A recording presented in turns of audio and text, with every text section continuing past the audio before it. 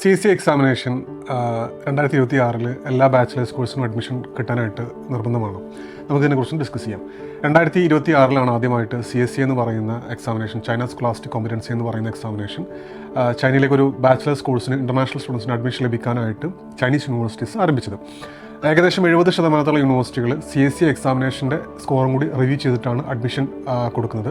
പക്ഷേ ഇനിയും business or computer related കോഴ്സുകൾക്ക് നിങ്ങൾക്ക് അപ്ലൈ ചെയ്യണമെന്നുണ്ടെങ്കിൽ അബൌട്ട് ഒരു 30% യൂണിവേഴ്സിറ്റികൾ സ്റ്റിൽ CSE എക്സാമിനേഷൻ ഇല്ലാതെയും നിങ്ങൾക്ക് അഡ്മിഷൻ കൊടുക്കുന്നുണ്ട്.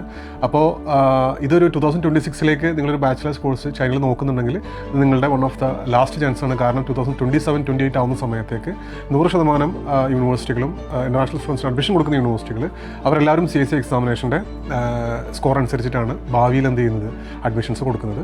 അപ്പോൾ ഇനി CSE എക്സാമിനേഷൻ ഇല്ലെന്ന് കരുതിയിട്ട് നിങ്ങളാരും അഡ്മിഷൻ എടുക്കാതിരിക്കേണ്ട. This is your last chance.